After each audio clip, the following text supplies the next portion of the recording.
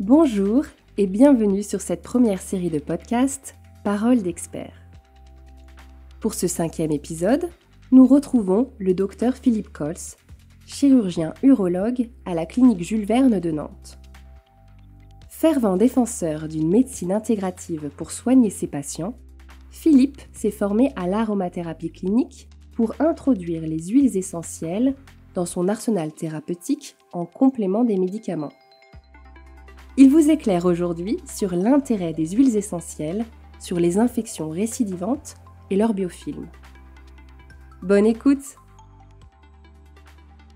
Alors le rôle des huiles essentielles dans l'infectiologie de demain est sûrement important, plus important qu'on peut le penser, puisqu'on en est au début un petit peu de la compréhension de l'action des huiles essentielles sur les bactéries, en particulier dans ce qu'on appelle les biofilms bactériens. Les bactéries vivent en colonies pour la majorité d'entre elles, et c'est ces colonies qui sont responsables d'un grand nombre d'infections chroniques et récidivantes chez les mammifères et chez les humains en particulier. Beaucoup de travaux aujourd'hui sont cumulés sur l'effet des huiles essentielles sur les biofilms bactériens. Et c'est sûrement une des voies de recherche de demain, en particulier parce que les huiles essentielles ont montré des propriétés, non seulement, comme l'avaient décrit nos anciens bactéricides, bactériostatiques au contact des colonies bactériennes, mais surtout des propriétés qui vont perturber les mécanismes d'équilibre des biofilms. Tous les mécanismes de communication qui font que ces bactéries, ces colonies de bactéries vont croître, se multiplier et persister. Et ces nouvelles modes d'action, qui sont très différents des modes d'action des antibiotiques, sont sûrement des alliés importants pour l'avenir sur l'utilisation, comme je le disais tout à l'heure, probablement combinée de l'antibiothérapie pour une action efficace d'emblée, c'est-à-dire une action très ciblée, et à la fois pour une action beaucoup plus dans la prévention, dans le moyen ou long terme, sur l'aromathérapie, pour réguler ces biofilms. Et de ce fait, nous avons en nous des biofilms on va dire commensaux, des biofilms naturels qui sont notre microbiote, nos microbiotes, puisqu'on va en retrouver dans plusieurs de nos cavités ouvertes sur l'extérieur, dont l'appareil urinaire, mais aussi, bien sûr, l'oropharynx, le poumon, etc.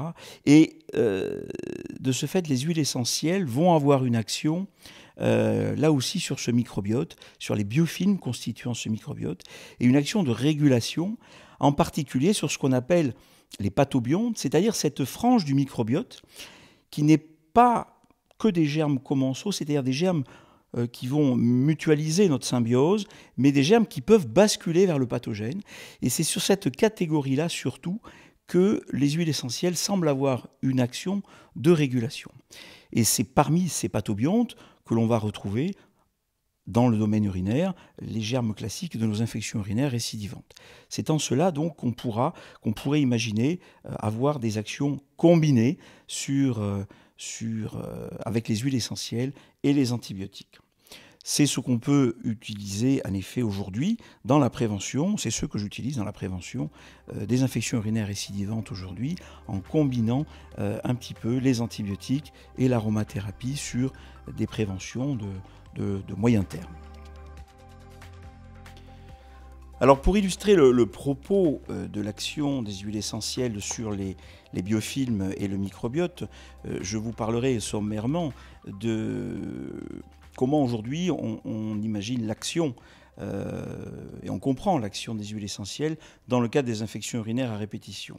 Celles-ci sont provoquées par un déséquilibre du microbiote urinaire, c'est-à-dire que les pathobiontes présents dans le microbiote urinaire vont devenir majoritaires et vont donc développer des colonies, des biofilms qui vont se séparer des biofilms du microbiote normal de la vessie. L'action va donc, la cible va être ces biofilms pour d'une part les déstabiliser et essayer de rétablir l'équilibre microbiotique, car c'est finalement la concurrence entre les différentes souches du microbiote qui va être à l'origine de la stabilité et qui va limiter la prolifération des pathobiontes. Ça nous donne déjà une idée sur le fait que l'objectif des huiles essentielles ne sera pas de tuer des bactéries, mais simplement de réguler ou de déstabiliser ces biofilms pathogènes qui sont à l'origine des infections. C'est là où elles vont devenir vraiment complémentaires de l'antibiotique. Alors bien sûr, on va pouvoir utiliser des huiles essentielles qui sont classiquement connues comme des anti-infectieux, la famille des phénols, des alcools par exemple, ou des oxydes, mais c'est surtout les phénols et les alcools qu'on va pouvoir utiliser. On connaît leur action antibactérienne in vitro ou sur les plaies, sur les cicatrices, sur les dermatoses, mais leur action systémique est un petit peu plus complexe puisque ces huiles essentielles vont d'abord passer la barrière intestinale, vont être transformées par le foie et vont surtout avoir une élimination urinaire majoritaire avec des composants initiaux et des composants dérivés qui vont agir au niveau des biofilms urinaires sur l'urothélium vésical en particulier. Et comme on l'a dit tout à l'heure, à la différence des antibiotiques, ces actions vont être beaucoup plus complexes sur les signaux qui gèrent le biofilm, ce qu'on appelle le quorum sensing. Il s'agit donc de ces éléments, cette communication qui existe pour maintenir l'équilibre des biofilms. Et aujourd'hui, donc, on sait qu'un certain nombre de ces molécules, phénol, alcool, etc., vont perturber ces signaux et vont donc perturber la croissance des biofilms. L'idée, c'est donc d'utiliser par toutes les voies d'abord possibles.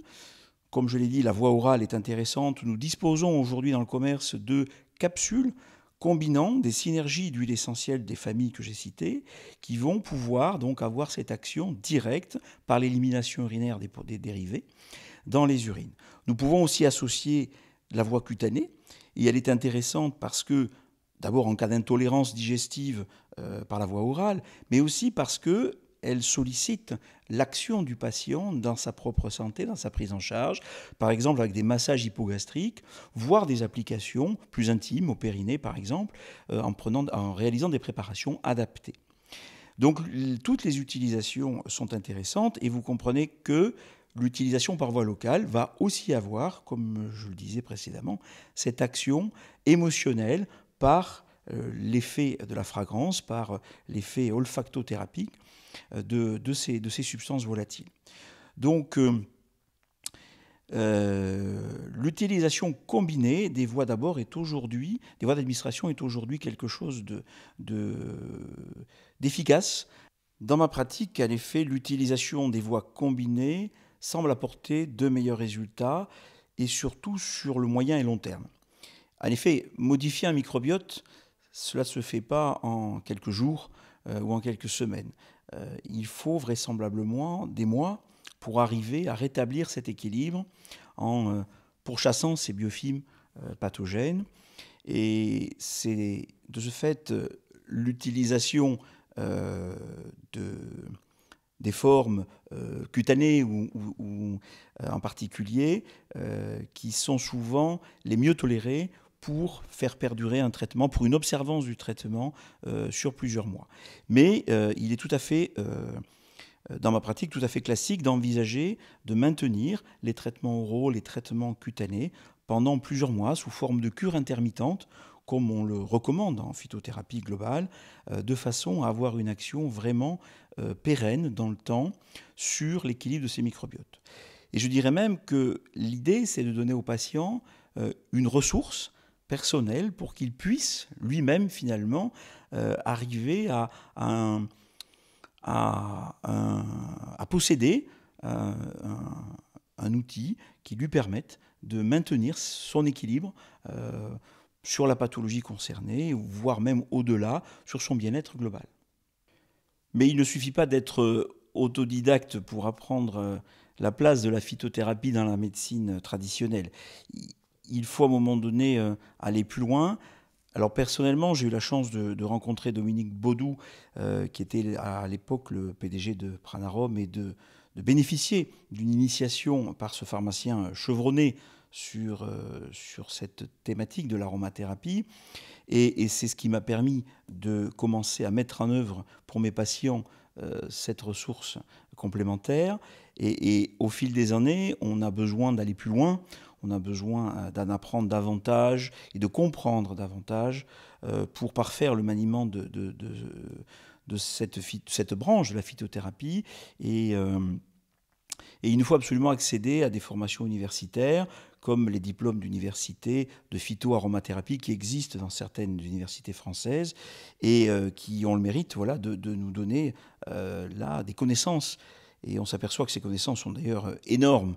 C'est vraiment un monde extraordinaire de richesse, de possibilités, et qui nous permettent donc là aussi de progresser et surtout d'allier, comme je le disais, entre les pouvoirs innombrables et les effets redoutables, de rester relativement prudent par rapport à l'utilisation, mais de pouvoir quand même élargir cette utilisation, la déployer dans des unités autres que la médecine de consultation externe, mais également en hospitalisation, dans les structures hospitalières. Ça a été mon cas où donc, à l'issue de mon DU, où j'ai pu en effet rassembler suffisamment d'outils pour pouvoir aussi former le personnel soignant et mettre en place des protocoles d'aromathérapie au-delà de la sphère urinaire dans mon établissement.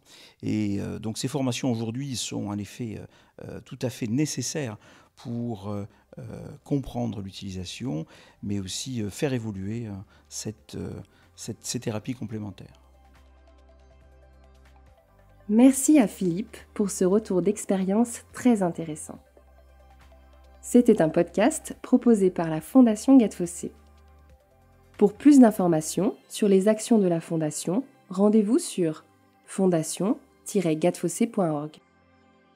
Nous espérons que cette première série de podcasts vous aura permis de découvrir ou de mieux comprendre l'intérêt de l'aromathérapie clinique comme approche complémentaire dans une médecine intégrative.